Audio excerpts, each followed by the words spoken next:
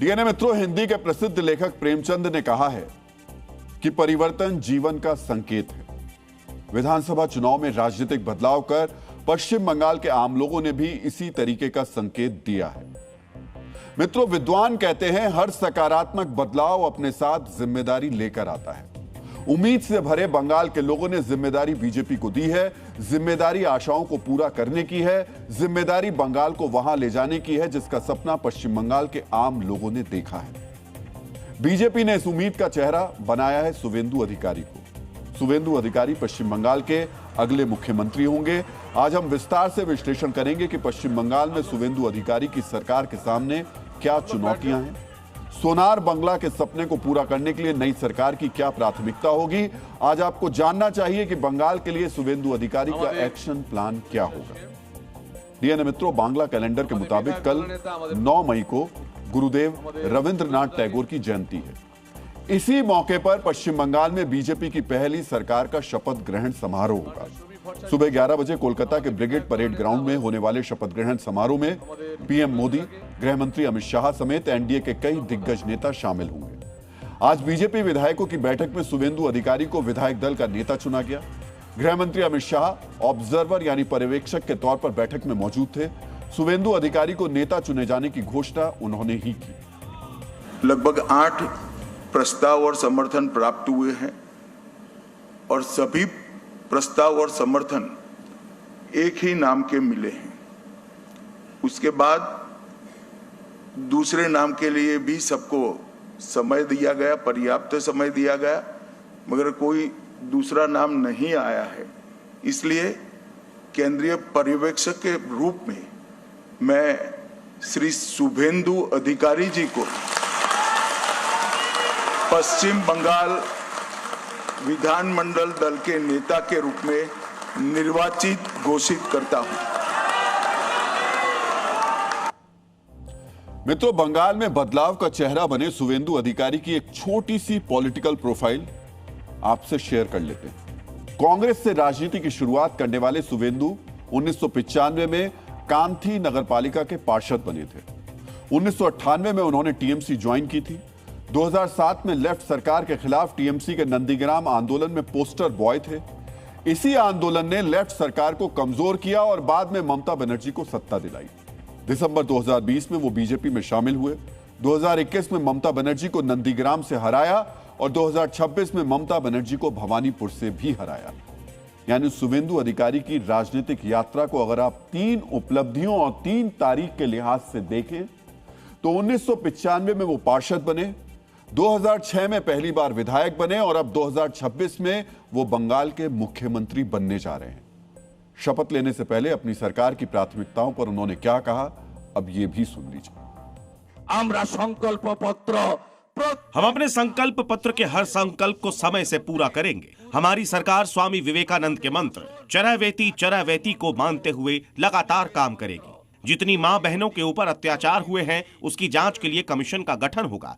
माननीय अमित शाह जी ने घोषणा की थी कि पश्चिम बंगाल में भ्रष्टाचार के खिलाफ रिटायर्ड जज के नेतृत्व में कमीशन की स्थापना होगी। मित्रों, शुवेंदु अधिकारी पर एक और जरूरी जानकारी हम आपसे साझा करते हैं। बेशक शुवेंदु 2020 में बीजेपी में शामिल हुए, लेकिन राष्ट्रवाद से उनका वैचारिक जुड़ाव पुराना है। 1988-89 में वो पूर्व मेदिनीपुर के कांथी में आरएसएस की शाखा में जाते थे। वो आरएसएस की जिस शाखा में जाते थे उसका संचालन प्रोफेसर नलनीकांत करते थे।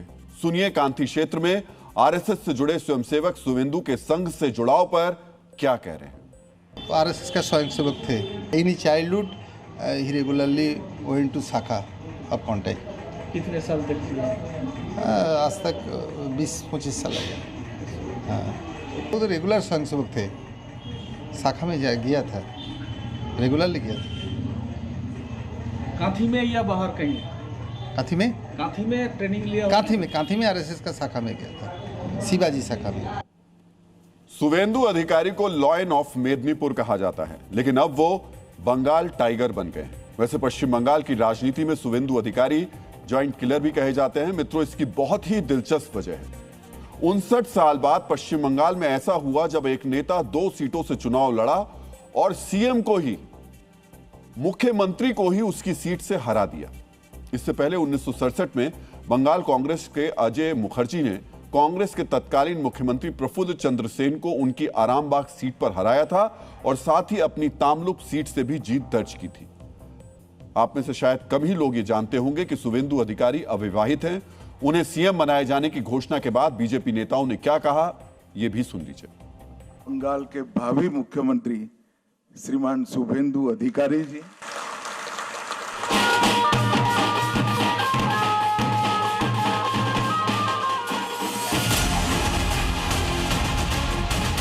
बंगाल में नया अध्याय शुरू हो रहा है। सब अनुभव है, एडमिनिस्ट्रेशन का अनुभव है, पॉलिटिकल अनुभव है और जमीन से उठे हुए नेता हैं। बंगाल की जनता जिसके साथ परिवर्तन में चले, बंगाल की जनता जिसको हीरो माने, वही शुवेंदु अधिकारी। बंगाल में शुवेंदु बाबू जैसा एक्सपीरियंस, क्योंकि उन्होंने मिनिस्ट्री में थे, एक्सपीरियंस, एनर्जी एंड एग्रेशन, ये तीनों चीज का बिना बंगाल वापस नहीं आ पाएगा इतना जल्दी। तो he is the best choice. इससे इसका कोई सेकंड थर्ड फोर्थ कोई ऑप्शन हो ही नहीं सकता। ये स्टेट को ममता बनर्जी स्कैम सर का हटा लिया शुवेंदु अधिकारी का लीडरशिप को। शुवेंदु अधिकारी मेरा सीएम बना। मित्रों, कल पश्चिम बंगाल और बीजेपी दोनों के लिए ऐतिहासिक दिन है, क्योंकि कल सुबह 11 बजे शुवेंदु अधिकारी सीएम पद की शपथ लेंगे। बंगाल में पहली बार बीजेपी सरकार के शपथ ग्रहण की तैयारी किस तरह की जा रही है, आगे बढ़ने से पहले हम आपको दिखा देते हैं। कोलकाता के ब्रिगेड परेड ग्राउंड में शपथ ग्रहण होना है। इसके लिए परेड ग्राउंड को सजाया जा रहा है। यहां 2 बड़े बड़े डोम बनाए गए हैं। शपथ ग्रहण समारोह में 15,000 से ज्यादा लोगों के बैठने की व्यवस्था की जा रही है। ब्रिगेड परेड ग्राउंड को सजाने के लिए 10 क्विंटल से ज्यादा फूल मंगाए गए हैं। पूरे कार्यक्रम स्थल को सफेद, भगवा और पीले रंग के फूलों से सजाया जाएगा। समारोह के दौरान 5 किलोमीटर के एरिया को नो फ्लाइंग जोन बनाया गया है। पूरे ग्राउंड की 5 लेयर सुरक्षा होगी। इसमें एसपीजी, बीएसएफ, सीआईएसएफ, सीआरपीएफ और कोलकाता पुलिस तैनात रहेगी। पैरामिलिट्री फोर्स और पुलिस को मिलाकर तकरीबन 8,000 जवानों की तैनाती रहेगी। कोलकाता के ब्रिगेड परेड ग्राउंड से हमारे संवाददाता प्रमोद शर्मा की यह रिपोर्ट आपको ध्यान से देखनी चाहिए। बंगाल में कल एक नए अध्याय की शुरुआत हो रही है। ये कोलकाता का ब्रिगेड ग्राउंड है और यहाँ पर कल शुवेंदु अधिकारी की ताजपोशी होगी। भगवा कलर के कपड़े लगाए गए हैं, भगवा कलर के झंडे लगाने की तैयारी है और चौतरफा जो बीजेपी का फ्लैग है उस कलर से इस पूरे एरिया को सजाया जा रहा है। यहाँ पर हरे रंग से पूरी तरीके से दूरी बीजेपी ने बनाई है। जो सजावट की गई है वो सफेद कलर और भगवा यानी ऐसे सैफरॉन कलर से पूरी सजावट की गई है। येलो कलर के और दूसरे ये भगवा कलर के, ये देखेंगे जहां तक नजर पसारेंगे वहां तक आपको ये 3 कलर है, व्हाइट कलर, दूसरा गेरुआ कलर और तीसरा येलो कलर के। अमेरिका के राष्ट्रपति रहे थियोडोर रूजवेल्ट ने कहा है कि महान शक्ति के साथ महान जिम्मेदारी भी आती है।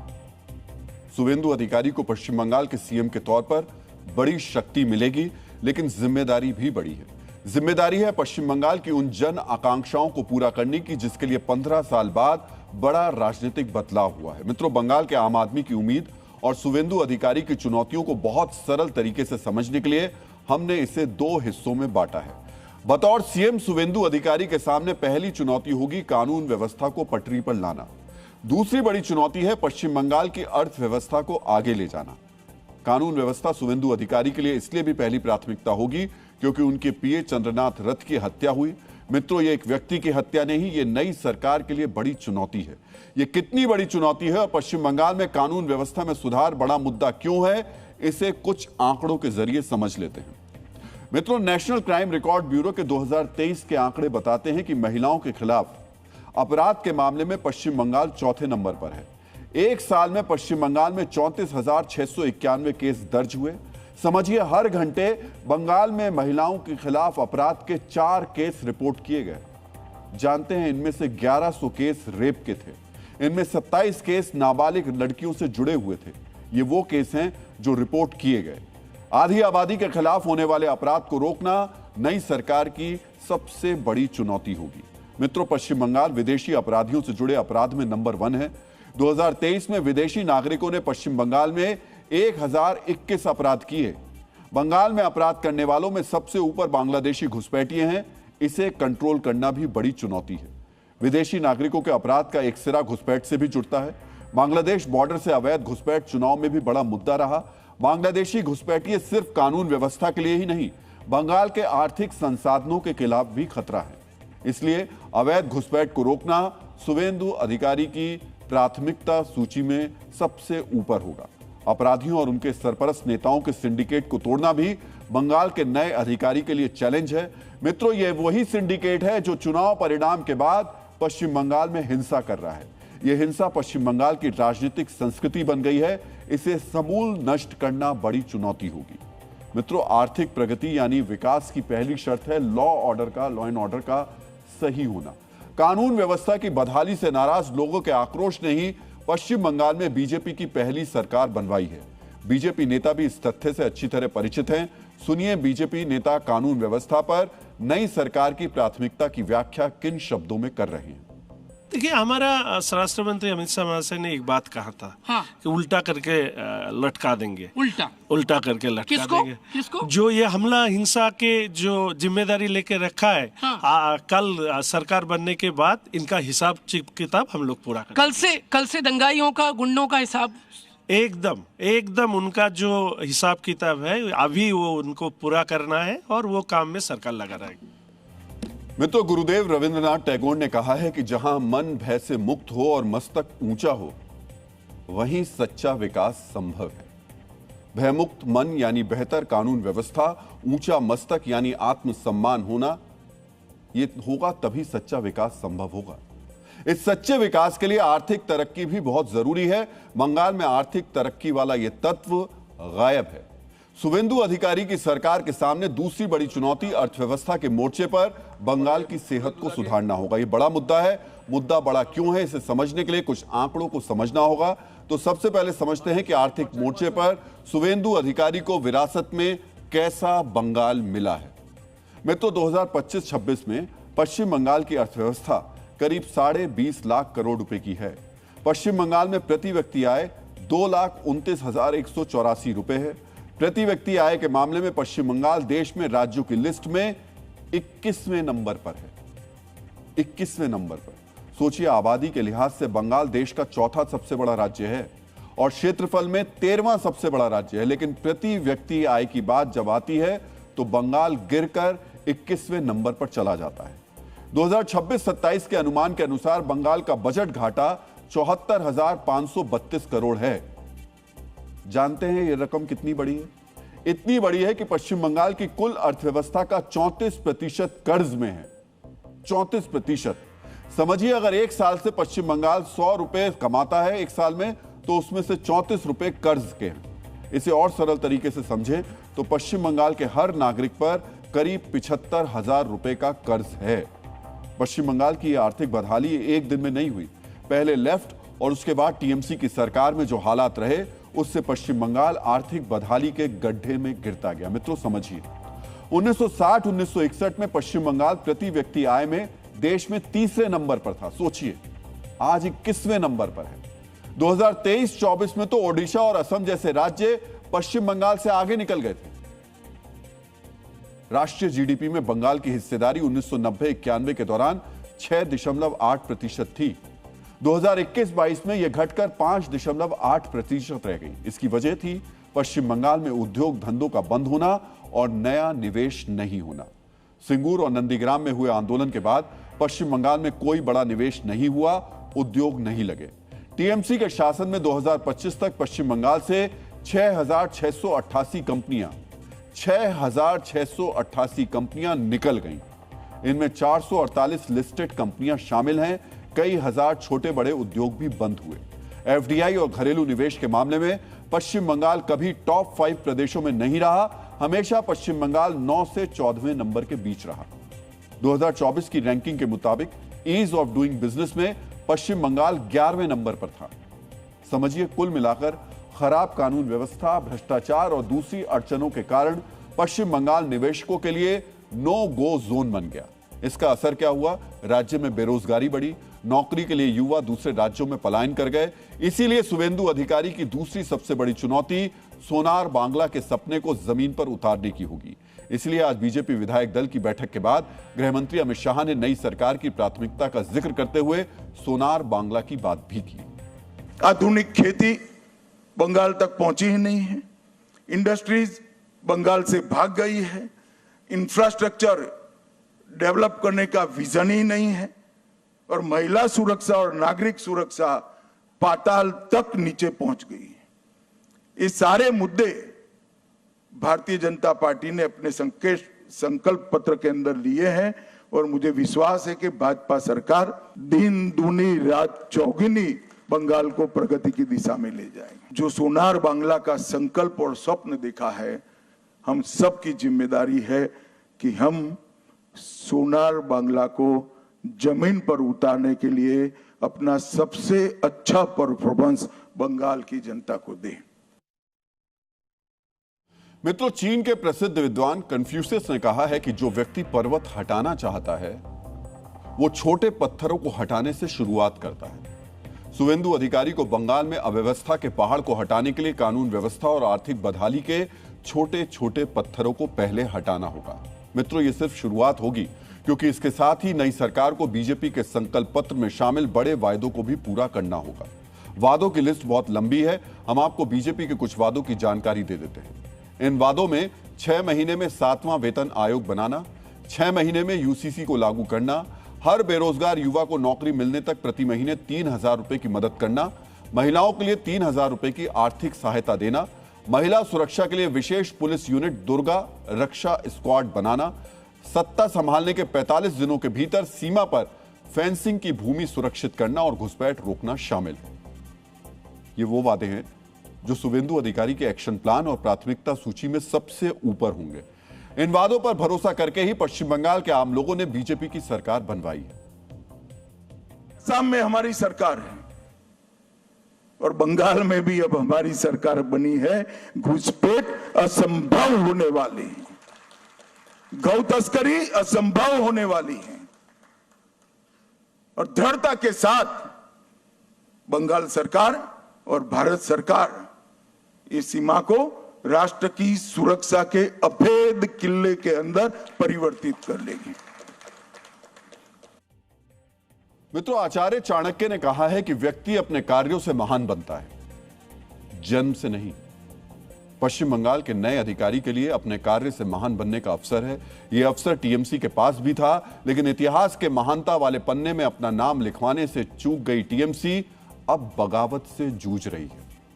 15 साल तक सत्ता सुख भोगने के बाद जब हार हुई तो टीएमसी के नेताओं को पार्टी में गड़बड़ी दिखाई देने लगी। चुनाव में करारी हार के बाद पार्टी विरोधी टिप्पणी करने वाले 5 प्रवक्ताओं को टीएमसी ने कारण बताओ नोटिस जारी किया है। नोटिस में 24 घंटे में जवाब मांगा गया है। जिन प्रवक्ताओं से सफाई मांगी गई है उनमें रिजू दत्ता, कृष्णेंदु चौधरी, कोहिनूर मजूमदार, पापिया घोष और कार्तिक घोष शामिल हैं। सोचिए, जो प्रवक्ता पार्टी की नीतियों को मीडिया में रखते थे वो अब पार्टी की नीतियों पर सवाल उठा रहे हैं। सिर्फ प्रवक्ता ही सवाल नहीं उठा रहे, टीएमसी से विधायक रहे पूर्व क्रिकेटर मनोज तिवारी ने टिकट के लिए पैसे मांगने का आरोप लगाया है। पूर्व मंत्री कृष्णेंद्र नारायण चौधरी ने हार के लिए सीधे अभिषेक बनर्जी को जिम्मेदार ठहराया है। कोलकाता के डिप्टी मेयर रहे अतिन घोष ने भी हार के लिए अभिषेक बनर्जी को ही जिम्मेदार ठहराया है। मित्रों, समझिए, हार के बाद अब टीएमसी में असंतोष बढ़ रहा है। अमेरिका के पूर्व राष्ट्रपति जॉन एफ कैनेडी ने कहा है कि सफलता के कई पिता होते हैं, लेकिन असफलता अनाथ होती है।